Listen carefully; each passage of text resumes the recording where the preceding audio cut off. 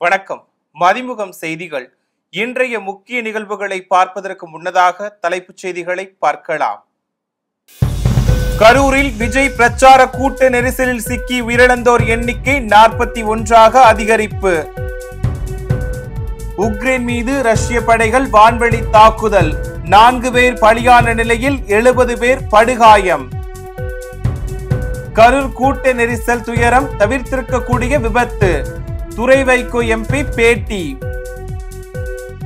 ஆயுத பூஜை விஜயதசமி விடுமுறையொட்டி சிறப்பு பேருந்துகள் இயக்கப்படும்.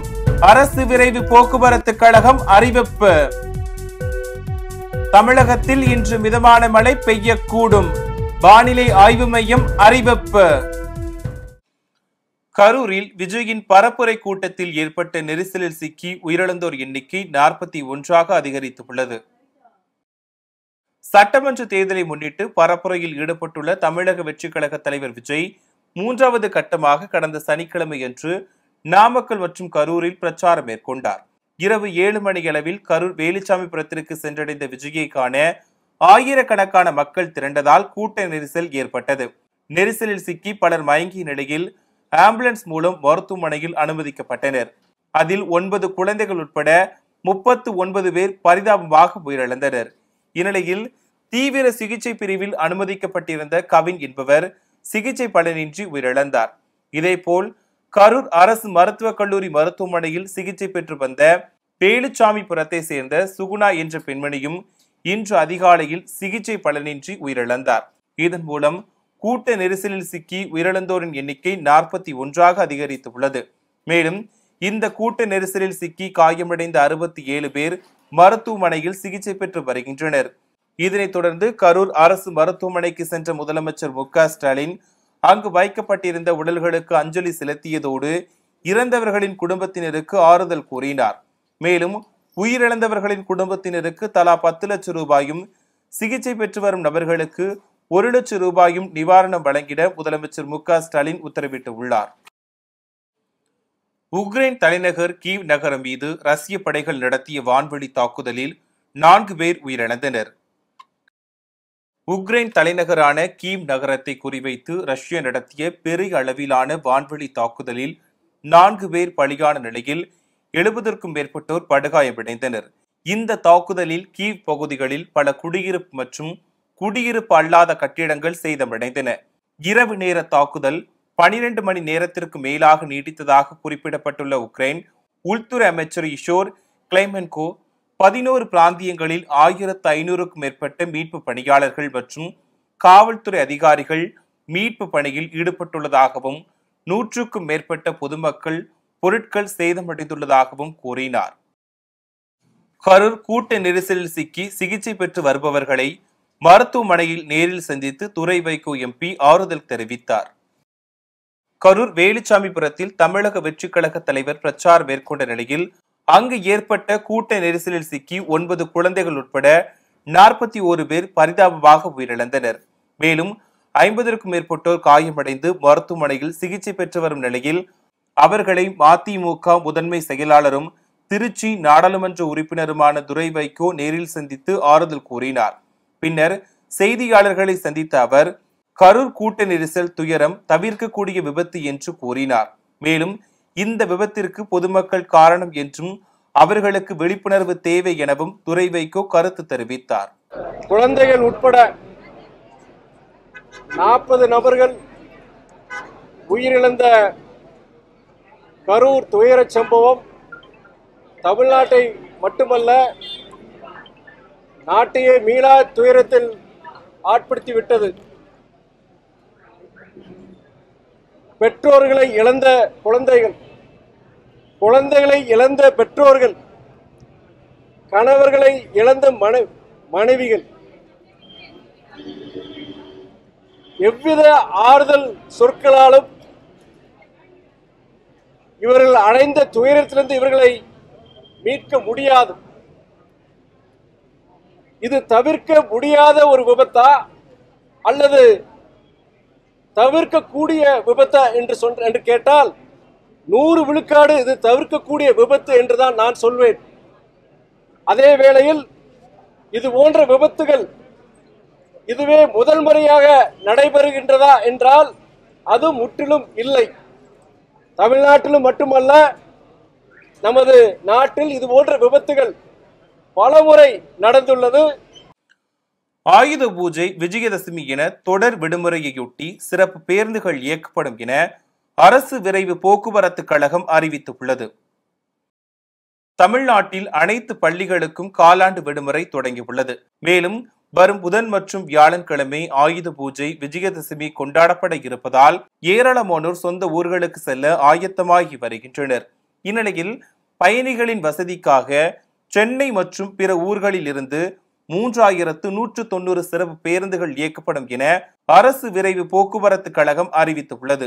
அதன்படி சென்னை கிளாம்பாக்கத்திலிருந்து திருவண்ணாமலை, திருச்சி, கும்பகோணம், மதுரை, திருநெல்வேலி, கன்னியாகுமரி, தூத்துக்குடி, கோவை, சேலம், திருப்பூர், ஈரோடு ஆகிய ஊர்களுக்கு 290 சிறப்பு பேருந்துகள் இயக்கப்படும் என தெரிவிக்கப்பட்டுள்ளது. இதேபோல் சென்னை கிளாம்பாக்கத்திலிருந்து 1640 சிறப்பு பேருந்துகளும், சென்னை கோயம்பேட்டிலிருந்து 395 பேருந்துகளும் இயக்க திட்டமிடப்பட்டு இருப்பதாக தெரிவிக்கப்பட்டுள்ளது. அதேபோல் சொந்த ஊர்களில் இருந்து சென்னை மற்றும் பணியிடங்களுக்கு திரும்புவதற்கு ஏதுவாக அக்டோபர் 4 மற்றும் 5ஆம் தேதிகளில் சிறப்பு பேருந்துகளை இயக்கவும் அரசு திட்டமிட்டுள்ளது.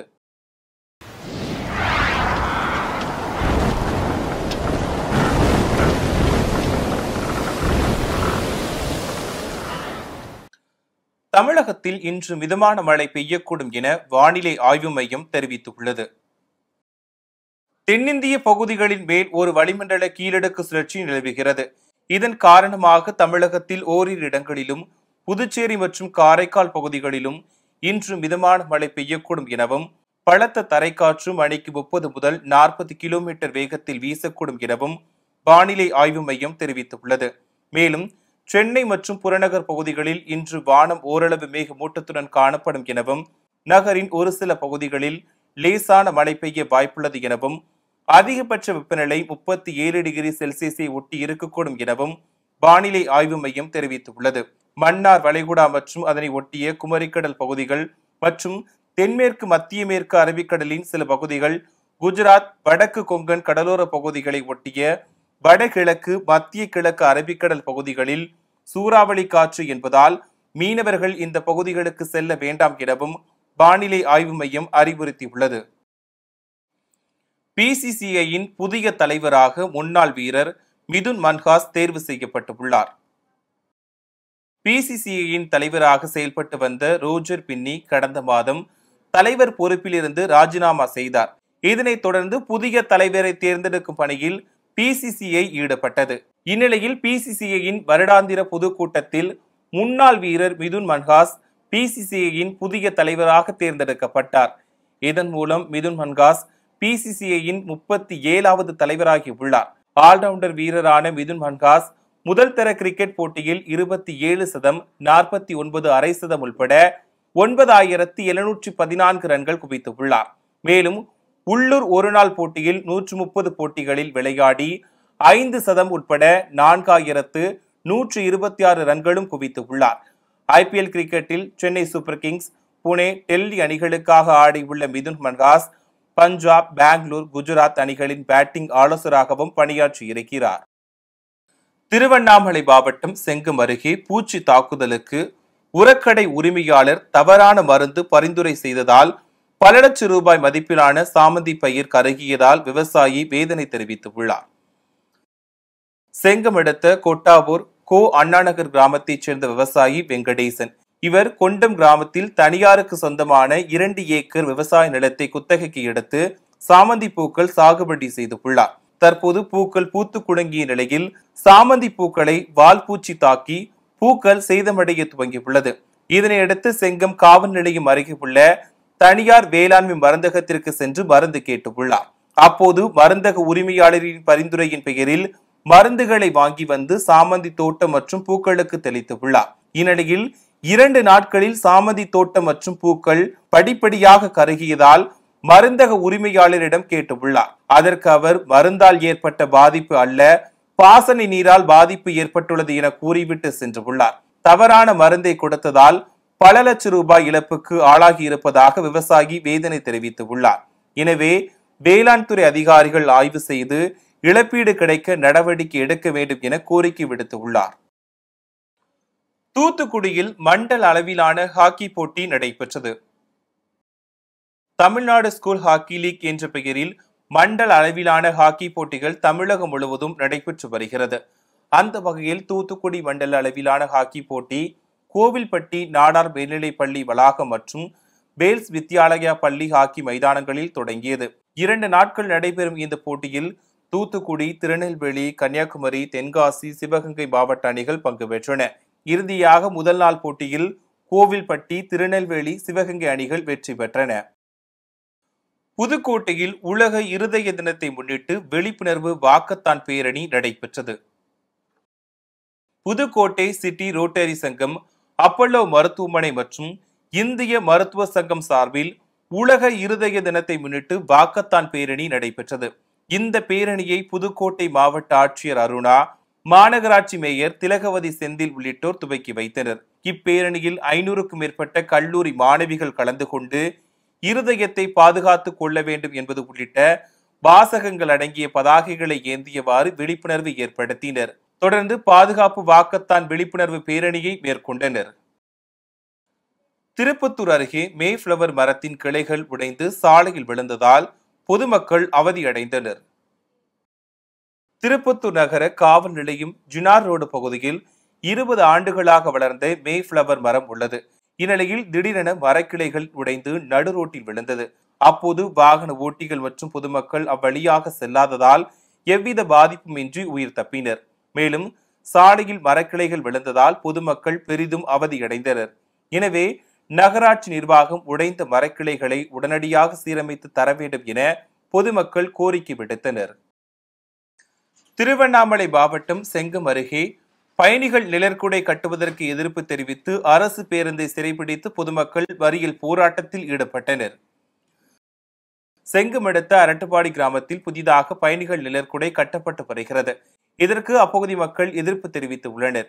ஏற்கனவே அப்பகுதியில் உள்ள நிழற்குடையில் இளைஞர்கள் மது அருந்திவிட்டு சீட்டு விளையாடி கொண்டும் பெண்களை கேலி செய்தும் சட்டவிரோத செயல்களில் ஈடுபட்டு வருவதாகவும் குற்றம் சாட்டியுள்ளனர். எனவே அதன் எதிரிலேயே ஊர் பொது நிகழ்ச்சிகளை நடத்தும் இடத்தில் புதிய பயணிகள் நிழற்குடை கட்டாமல் வேறு இடத்தில் கட்ட வேண்டும் என பொதுமக்கள் கோரிக்கை விடுத்துள்ளனர். எனவே புதிய பயணிகள் நிழற்குடைக்கு எதிர்ப்பு தெரிவித்து அரட்டபாடி செங்கம் சாலையில் கற்களை வைத்தும் அரசு பேருந்தை சிறைப்பிடித்தும் மறியல் போராட்டத்தில் ஈடுபட்டனர். இது குறித்து தகவல் அறிந்து வந்த காவல்துறை மற்றும் வருவாய்த்துறையினர் உரிய விசாரணை மேற்கொண்டு பணிகள் துவக்கப்படும் என உறுதியளித்ததை தொடர்ந்து அனைவரும் கலைந்து சென்றனர். பெண்கள் பட்ட படிப்பை அதிகமாக படித்தாலும் வேலைக்கு செல்வது குறைவாக உள்ளது எனவும் தமிழ்நாட்டில் வேலைக்கு செல்லும் பெண்களின் எண்ணிக்கை 37% உள்ளது எனவும் கர்நாடக மாநில ஹோஸ்கோட் எம்எல்ஏ சரத்குமார் பச்சைகவுடா கூறினார். வேலூர் மாவட்டம் காட்பாடியில் உள்ள விஐடி பல்கலைக்கழகத்தில் கிராவிடாஸ் அறிவுசார் விழா செப்டம்பர் 26ஆம் தேதி தொடங்கியது. இதன் நிறைவு விழா நேற்று நடைபெற்றது. இதில் நிதி ஆயோக் இயக்குனர் ஷாசங் சா கௌரவ விருந்தினராக கலந்து கொண்டு உரையாற்றினார். அப்போது இந்தியா 2047இல் வளர்ந்த நாடாக உருவாக இலக்கு நிர்ணயிக்கப்பட்டுள்ளது. சுமார் $30 டிரில்லியன் பொருளாதாரத்தை எட்ட இந்தியா அடுத்த 25 ஆண்டுகளில் 7.5 மடங்கு அளவுக்கு அதிக வளர்ச்சி அடைய வேண்டும். இந்த இலக்கை அடைவதில் உயர்கல்வி மற்றும் ஆராய்ச்சி முக்கிய பங்கு வகிக்கும் என கூறினார். இதனையடுத்து பேசிய கர்நாடக மாநிலம் ஹோஸ்கோட் எம்எல்ஏவும் கர்நாடக மின்னணுவியல் மேம்பாட்டுக் கழகத்தின் தலைவருமான சரத்குமார் பச்சைகவுடா, ஜனநாயகம் என்பது அரசியலுக்கு மட்டுமல்லாமல் கல்வி, வேலைவாய்ப்பு, முதலீடு ஆகியவைகளுக்கும் முக்கியத்துவம் தர வேண்டும் எனவும் சமூக அமைப்பில் நிலைத்தன்மை மிகவும் முக்கியமானது. இதில் தொழில்நுட்பம் சமநிலையை உறுதி செய்வதில் முக்கிய பங்கு வகிக்கிறது எனவும் கூறினார். கோவை மாவட்டம் பாப்பநாயக்கம்பாளையத்தில் குப்புசாமி நாயுடு மருத்துவமனை சார்பில் விழிப்புணர்வு மாரத்தான் போட்டி நடைபெற்றது. கோவை பாப்பநாயக்கம்பாளையத்தில் உள்ள குப்புசாமி நாயுடு மருத்துவமனை சார்பில் இதய குறைபாடுகள் மற்றும் குழந்தை பருவ புற்றுநோயால் பாதிக்கப்பட்ட குழந்தைகளுக்கு உதவும் வகையில் மாரத்தான் போட்டி நடைபெற்றது. உலக இதய தினத்தை முன்னிட்டு இதய குறைபாடுகள் மற்றும் புற்றுநோயால் பாதிக்கப்பட்ட குழந்தைகளுக்கு உதவும் வகையில் இந்த போட்டியானது நடைபெற்றது.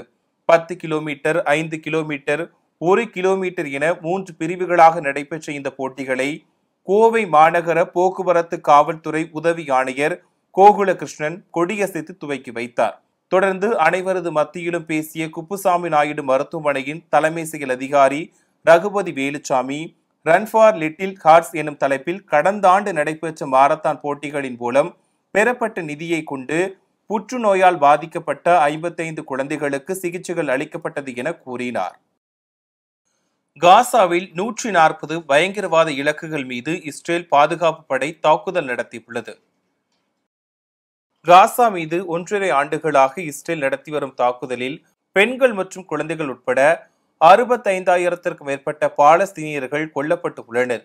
இந்நிலையில் இஸ்ரேல் பாதுகாப்பு படை வெளியிட்டுள்ள எக்ஸ் பதிவில், காசா நகரில் இஸ்ரேல் பாதுகாப்பு படை மற்றும் இஸ்ரேல் விமானப்படை இணைந்து நடத்திய தாக்குதலில் ஹமாஸ் அமைப்பின் இராணுவ கட்டமைப்புகள் மற்றும் வளாகங்கள் தகர்க்கப்பட்டன எனவும், பீரங்கியை தாக்கி அளிக்கும் ஏவுகணையை ஏவிய பல்வேறு பயங்கரவாதிகளும் அடையாளம் காணப்பட்டு கொல்லப்பட்டனர் எனவும் தெரிவித்துள்ளது.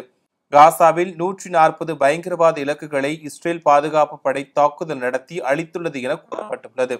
இருப்பினும் ஹமாஸ் அமைப்பு வெளியிட்டுள்ள அறிக்கையில், இஸ்ரேல் தொடர்ந்து நடத்தும் தாக்குதலால் காசாவில் போர் நிறுத்த ஒப்பந்தத்திற்கான பேச்சுவார்த்தை ரத்து செய்யப்பட்டுள்ளது எனவும், மத்தியஸ்தர்களின் நேர்மறையான எவ்வித அணுகுமுறையையும் பரிசீலனை செய்ய நாங்கள் தயாராக இருக்கிறோம் எனவும் கூறப்பட்டுள்ளது. மீண்டும் தலைப்புச் செய்திகள். கரூரில் விஜய் பிரச்சார கூட்ட நெரிசலில் சிக்கி உயிரிழந்தோர் எண்ணிக்கை 41ஆக அதிகரிப்பு. உக்ரைன் மீது ரஷ்ய படைகள் வான்வெளி தாக்குதல், 4 பேர் பலியான நிலையில் 70 பேர் படுகாயம். கரூர் கூட்ட நெரிசல் துயரம் தவிர்த்திருக்கக்கூடிய விபத்து, துரை வைகோ எம்பி பேட்டி. ஆயுத பூஜை விஜயதசமி விடுமுறையொட்டி சிறப்பு பேருந்துகள் இயக்கப்படும், அரசு விரைவு போக்குவரத்து கழகம் அறிவிப்பு. தமிழகத்தில் இன்று மிதமான மழை பெய்யக்கூடும், வானிலை ஆய்வு மையம் அறிவிப்பு. இத்துடன் செய்திகள் நிறைவடைந்தன. மீண்டும் செய்திகள் இரவு 8 மணிக்கு. மேலும் செய்திகளை தெரிந்து கொள்ள மதிமுகம் பிரைம் யூடியூப் தளத்தில் இணைந்திருங்கள்.